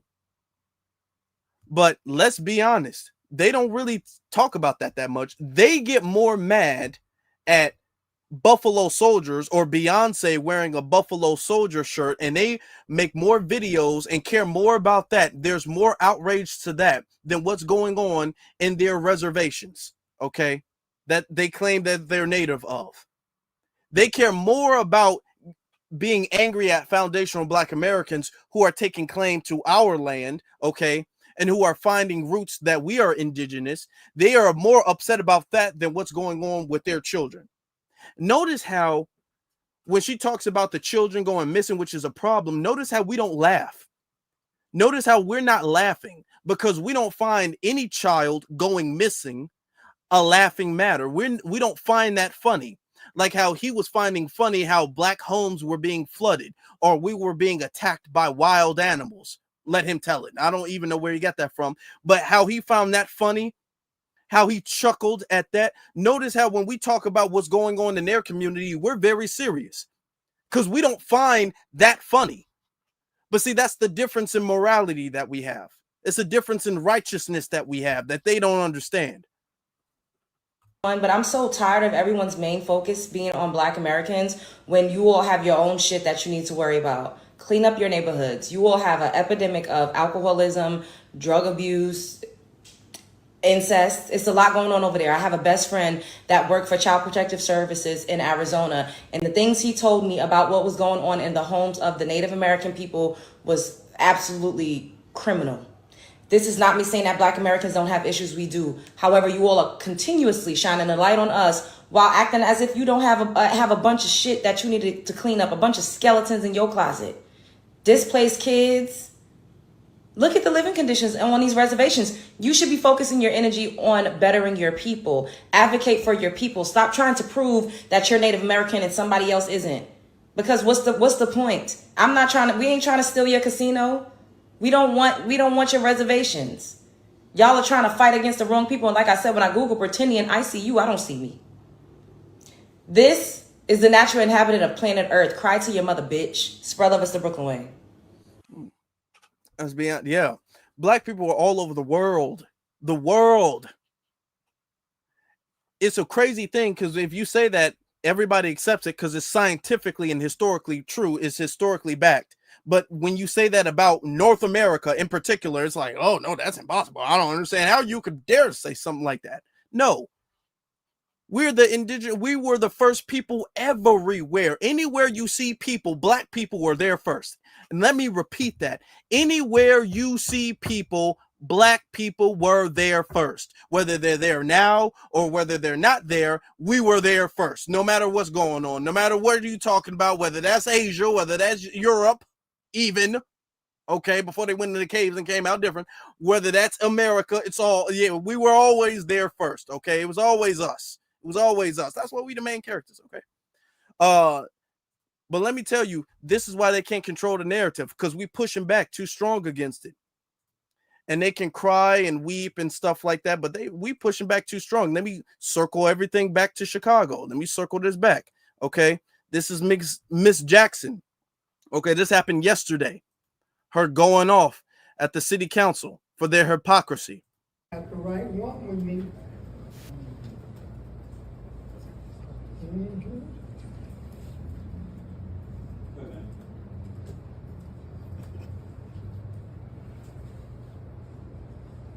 You need to give me my minute back because I didn't start speaking. But I understand, Alderman Rodriguez, because you want me off this mic. You want me off the mic. Desmond Yancey wants me off this mic. That alderman, the one that was calling people niggers, he want me off the mic. There he is, right there. No, don't shake your head, because what's pitiful is you being able to be an alderman after you did such a thing. And then you got the audacity to be talking about some immigrant rights and looking down when somebody's addressing you. That's the reason why you all's plight don't have no power to it. You out there, you, Rodriguez, Vasquez, Jesse Fuentes, and when you get dummies like Desmond Yancey and Brandon Johnson out there pushing you all along, looking like a bunch of rebels without a cause, because your protests ain't even real. Because you're not citizens. You don't have no right to jobs, to free resources, coming over here fighting our government when you won't even fight your own. That's right. That's right. Coming over here burning our flags when you won't go pledge allegiance to your own. on your own soul. So yeah, keep looking down, keep shaking your head, because what's pitiful is that people thought that they should vote you into office. But that's all right, because we've been told y'all we coming for them seats. We coming for them seats. Yancy, you think you gonna keep on jumping up South Shore? Only thing we got to show for it over there with you, Greg Mitchell, and Michelle Harris is a bunch of illegals that y'all done dumped into our apartments over there. You won't stand up to fight for us at all. You're passing a phony CBA bill talking about those people can come back that got displaced in 2016. They gonna come back to where? When you wouldn't even help me take care of what's happening right now. You are such a liar. We coming for them seats. That's right. You ain't gonna call nobody no nigga and keep your seat. And y'all can look down, because you ain't got enough guts to look at me in my face. You bunch of losers. Losers. Look at you. That's why you run from your country. Because you can't even face a person that's talking to you right now. You're a bunch of rebels without a cause. Don't nobody support you except for the paid protesters that y'all sending out there. That's right. All right.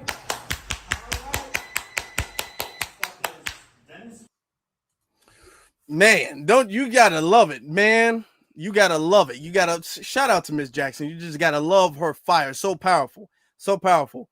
And this is why, like she said, you're rebels without a cause. Okay. You're fighting and burning a flag of a nation that you're trying to live in, that you don't want to leave. You don't want to leave this nation, but you burn the flag of the nation. What sense does that make? You're sending mixed signals. You're waving the flag of a nation that you don't want to go back to. And you want people to fight for your cause. Your cause is not righteous. You are not righteous people personally, to be honest, not especially when it comes to us as foundational Black Americans. These are not righteous people. No, neither is their cause. So when we are absolutely not going to be joining them, we're not going to be supporting. We're not none of that at all. Okay. We're sitting back and we're minding our own business. We're not allowing them to come here and get our feelings and emotions all riled up and all of that stuff. We're not allowing that to happen. Okay. She had a press conference afterwards. I want to play that too. She had a shout out to Miss Jackson. Let me get this together. Hold on. Okay. She had a press conference. They were there yesterday. I wish I could have been there, but unfortunately I couldn't have. But I'm gonna be there next time. Y'all gonna see me in City Hall again. Y'all gonna see me calling them out again. Y'all gonna see me. I gotta get back in there. And doing that. But yeah, they're losers. Okay, they don't even have the right to have. They don't even have the guts in the spine to look at somebody in their face when they're being addressed as council members. So these are weak people, weak men, who leave their countries because of weakness, because of cowardice. Cowards are the people who flee. Cowards are not the people who stay and fight against subjugation and oppression. Cowards are the ones who up and leave with the intent on never coming back. Those are cowards. Cowards are the people who tether onto other people's nations and other people's lands. Cowards are the people who siphon off resources from other groups of people who are owed debts. Cowards are the people who impede the locals and the natives of their justice so you can get something. Those are cowards. These are cowards. Let me play this other clip I got for you guys. And now this was a long thing, so I had to fast forward. It was like 40-something minutes. Beautiful. Miss Jessica Jackson. Yeah, Jessica. All right now. All right. Good morning. My name is Jessica Jackson. And before I get started, I want Zoe Lee to stand right here. I want George Blakemore to stand right here. And Danny, you come stand right here.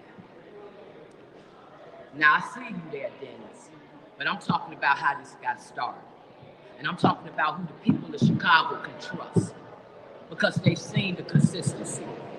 We started coming down here in 2023, talking about how black people's property was being stolen in the city of Chicago by Cook County officials and the city of Chicago officials. We got no help and no support from city council, and we got no help and no support from Cook County officials. So let's talk about what this is really about. As much as they want to make this appear that it's about street crime, because street crime has been a problem in Chicago for a while. What's really happening, why Brandon Johnson, J.B. Pritzker, Tony Preckwinkle, Kwame Raoul, and the likes of them do not want Trump and the federal government into the city of Chicago because they do not want to unfold the corruption and the public corruption that's taking place in Cook County and the city of Chicago. Yes. They do not want Donald Trump to come here and do a federal investigation to open up those court records. That's right. Because at the end of the day, that's where the crime is. The crime is the manufactured crime of white-collar crime. Right. Street crime cannot exist. Illegal crime cannot exist without white-collar crime. All right, I now. refuse, as a black person in the United States of America, to sit here and make my people be the eye of all this nonsense when we all know that it's corrupt judges. Judges, yes. That has had this city and has had America at large messed up like this. Now, Donald Trump, you sent me, you sent Zoe Lee, and you sent Danielle Carter a love note because you saw the work that we were doing in City Hall. You saw us saying that we wanted you to come into Chicago to deal with the Democratic machine, the Democrats that wasn't helping us at all with anything here. That's right. You saw us because you sent us love notes. Now, what I want you to know, Donald Trump, is that we advocated for you for the things that we advocated for. We advocated for you to come and get these illegals out of our community. That's Becky.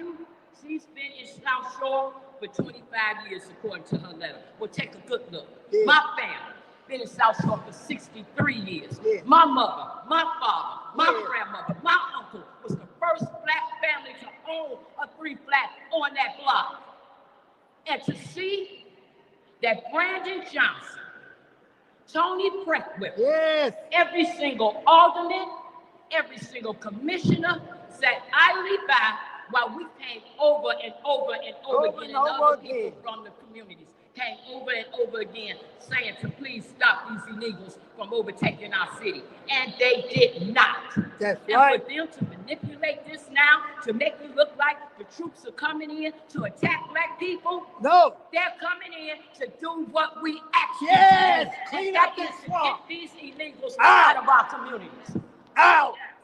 We want our resources in our communities. It is a disgrace to go to the north side and see that those wars are well kept in spite of all this illegal immigration. That's right. Somehow they're able to still keep their communities up. Our wards have been ruined for years. Neglected. For years and neglected. And it's done on purpose. Trump, come in here and do what we asked you to do. Clean it up. You said part of your campaign was that you knew about the corruption of the courts. You said that black people was wearing your mugshot on their t-shirt because we identified what he said was wrong with the courts. Now, what you gonna do, Donald Trump? You're not gonna sit up and parade that around and talk about how we sold those shirts for $19.99. No, you're gonna do just like what you said. You're gonna identify with the fact that we said that courts are corrupt, and you're gonna come in Chicago and you're gonna deal with these corrupt courts. The corrupt court. If you want to really stop crime in Chicago and in the United States of America, you go for them judges. That's right. You go for them judges. them. You do not make us the face of crime when we know that crime starts with white collar crime. White collar. That's right. Right. If you do not want people to continue to paint you as a racist, you show them that you're not. Mm-hmm. Show them that you're just as serious about getting street crime just as much as you're serious about getting all these mass shootings that's been going on. Mm-hmm. Just as much as you are serious about getting these illegals out. Now you're gonna show how serious you are. You're gonna go up there to that little court and you're gonna get those white judges. You're gonna get those public administrators. Yes. You're gonna get those city councilmen. Yes. And you're gonna help us direct our people in the right way. That's right. Because every single last one of those wards, Yes. every last one of those black aldermen Voted sat there for and they voted on every Yes. dime for these Yes. niggas. They Yes. would stop Yes, at they all. And now they're sitting here manipulating this. Yes. No, we're not having it. We're That's not right. having the residents of South Shore being upset with fake rage Yes. because the troops are coming in to get them out. No, no, no, black people. Uh-huh. Be mad at the black alderman that put Yes, them over that's there. calling down. Yes. Be mad at Greg Mitchell. Yes. Yes. Be mad at David Moore. Yes. Be mad at Michelle Come Harris. on. Be mad at Stephanie Coleman. Be mad at Desmond Yancey. Come on. I'm telling you, be mad at Come Anthony on. Beal. Come Be mad on. at Maurice Scott. Be mad at every last one Call of them them. out, Miss Jessica. Because that's who That's put them true. in your community. That's right. And now Brandon That's Johnson, right. Back off. he's shrinking That's right. in power. Yes. He's shrinking just as fast as that Mohawk is shrinking. All right now. He's done. He's done. Done. And the best that he can hope for is to keep on hoodwinking people that he got tied up with these 501c3. That's right. All right? 501. So I'm going to close with this. All right. Go. People in Chicago, That's don't right. you fall for the hoodwink. That's right. Don't you let them tell you this is the city that's doing this. Uh-huh. Oh, it's the county. Canada passed me. No. But it's the state of Illinois. Uh-huh. No. All of them work together. They all All work of them work together. together. All of them. Don't you let Kwame Raoul keep hiding. That's right. All of them All are working of together. them. All of them. It's displayed from the 1800s. All Booker of T. them. Washington spoke on it in the 1800s. This is how old this game is. Where they put black officials, handpicked, in order to do the dirty work for the oppressor. That's what they're doing now. This part may not make the news, That's right. but they filming it, and we're gonna get it out there. All right. Because that's what's happening. That's what's happening. Yeah. The city, the county, and the state are all together and working on it. And how you know that they're not separate entities is because when that Mohawk get ready to make an increase in taxes, that's the city mayor that determines that increase. Yeah. But when we get ready to go pay our property taxes, we pay it to Cook County. So don't you dare say it has nothing to do with the other. And when you call down there to Governor Brisker, he wants to tell you about how he's the governor of the state of Illinois, and he doesn't have any jurisdiction in the city of Chicago. Yet, he can get in front of these press conferences and talk about all the rules, ordinances, and laws that affect the city of Chicago that he will not stop. A rich, super rich billionaire had the audacity to say, come on, folks. All we're talking about here is basic necessities. Housing and food. That's all we're talking about, folks. But you talking about the same thing that the American people get up and work for? That's all we want. Is a place to live. All we want is to be able to have property. You all say that we're scared to walk outside our doors because we running from gunshots? No, let me tell you what I'm scared to go outside my door. I'm scared to go outside my door to see if them crooked public administrators is looking around my building. I'm scared to go outside my door Cook County officials haven't pulled another stunt to have people squatting on me. I dare Brandon Johnson try to call Tom Holman out for $50,000 bribe when he didn't let these squatters squat on me for way more than $50,000. So now, if he want to bother Tom Holman about that $50,000, then he needs to go over there and tell Louis G. Apostle, the public administrator, to give me all my back rent from these squatters that they put in my building. That's right, that's right, that's right. I dare him make an issue about $50,000. That's right. When we have sat up here and watched them drive this city into over $1 billion in debt. And that's an illegal enterprise. He's a disgrace. Woo! Slow clap. I just slow clap, everybody. Just slow clap. Absolutely correct. Absolutely correct. And I'm so very glad that she specified the fact that all of the crime, and they talk about Chicago so crime ridden, all of that is due to the white collar crime, the corruption of the judges, okay, in civil courts, the corruption of the city council, the fact that people get bought off and bribed, okay, something that Chicago is known for, okay, it's not even a secret at this point. Chicago is known for this, and this creates the environment that breeds the violent crime. The non-violent crime, the white collar crime, breeds and creates an environment that the violent crime festers in and increases in. Okay, this is why we have that. You got to get the core of the issue, which is the white collar crime, in order to get to the violent crime, because you can arrest as many people as you want to, is going to continue, because it breeds that, it creates that. All right, all of those people need to be looked into, audited, and arrests need to be made. We're not playing this game. This is why I want you guys to understand the bottom line of all of this is the fact that foundational Black Americans are making it known that we are not going to be used. Our plight is not going to be used from the DNC, by the Democratic Party, to say, hey guys, y'all need to help us. We are letting it be known, point blank period, that you guys are not going to use us for you guys' cause ever again. Okay, that's the bottom line. We're not going to be let that happen again. You guys can come out here with your press conferences and your interviews. You guys can send all your tether shields. You guys can send all the Democratic shields who are going to regurgitate the damn talking points that the DNC has sent to them. You guys can do that all you want to. All right.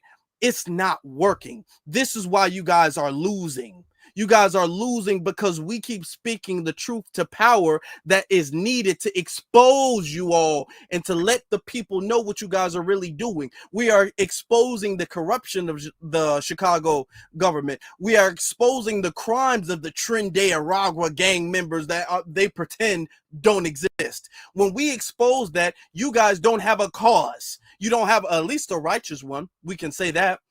At least the righteous one, you don't have that. This is why you guys are losing. You guys are losing the battle because you guys need us to be your soldiers. America has always needed us to be their soldiers. America can't win anything without foundational Black Americans being on the front lines. Look at every single war. Every single war America has fought in has had foundational Black Americans in there. Okay. They need us. And even the internal battles, whether we talk about the Civil War, which they were losing until foundational Black Americans got in there. Remember how the Confederacy was beating the Union until we got in there, until my ancestors and your ancestors and our ancestors together got in there and then started whooping the Confederacy. That's the reason why we don't have a Confederate government, because we fought and beat them. They need us to join this battle with them, and we're telling them no. We're not going. We're not going. And it doesn't matter how much y'all cry. Y'all can gaslight. Y'all can try to guilt shame us, and y'all can try to guilt trip us, or whatever the case is. Y'all can try to act as if, guys, this is for everybody. Y'all can try to fool us with the okie doke of the black and brown coalition and the people of color unity. Y'all can try. It's not working. It's not working. Every time y'all like, well, we were all in this together. We say, no, no, we're not. No, we're not. We are not all in this together. Don't lie. We say, don't lie. It's not working, y'all. It's not working. We get to Omar. Omar again. Shout out to Omar again. He says they're trying to guilt shame black people to form coalitions with illegals because they know when we fight, we shake the foundations of the universe and God pays attention. Hey, ain't that the truth? That's the truth. They need us because we're the winners. We're the winners. And they need the winners because they're losing.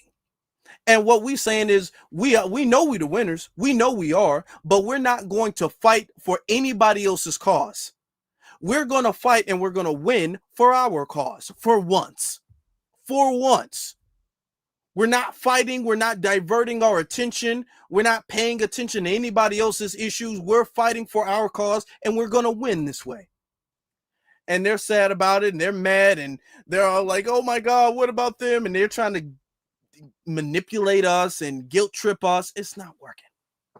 It's not working. Y'all can call us cowards all y'all want to. Y'all can call us uninformed all y'all want to. Your lies don't work because 10 of y'all, 20 of y'all, 50 of y'all, 100 of y'all may lie, but it only takes one of us to tell the truth. Once the truth gets out there, once people see and be all like, actually, that makes a lot more sense. There's nothing, you can lie all you want to, but your lie is never going to make more sense than the truth.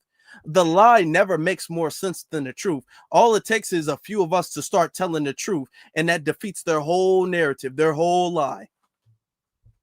We're not going back to fighting for them. That's never going to happen. That's never going to happen, family. I appreciate y'all being here and letting it be known. Letting it be known, hey, look, y'all got y'all problems. The National Guard is out there. The National Guard's in Chicago. I don't know what you're going to do about it. I don't know. Because with more federal troops out there, with more federal government paying attention to Chicago, Brandon Johnson, you might get that investigation that we've been calling for. I don't know. Brandon Johnson's time may be coming up. I don't know. But I tell you what I do know is that we ain't gonna save you. That's what I do know. Family, I would greatly appreciate that if before y'all leave, if y'all hit that like button. I would greatly appreciate before y'all leave, y'all hitting that like button and hit that subscribe button, okay? And hitting the notification bell to establish that you guys don't miss out on anything, to let YouTube know that you want to see everything that we do here. So hit that notification bell. Make sure you're subscribed and hit that like button. Very important, family. Thank you. Thank you. Appreciate you. All right. That's Foundation Black Americans. We're used to winning, but now we need to be only used to winning for ourselves. Okay. We need to be winning for Black empowerment, not no immigrants who hate Black people. No. It's not working. It's not working. That's a good thing. The Renaissance is working the way it's supposed to, family. In conclusion, you all have a good night and y'all stay blessed.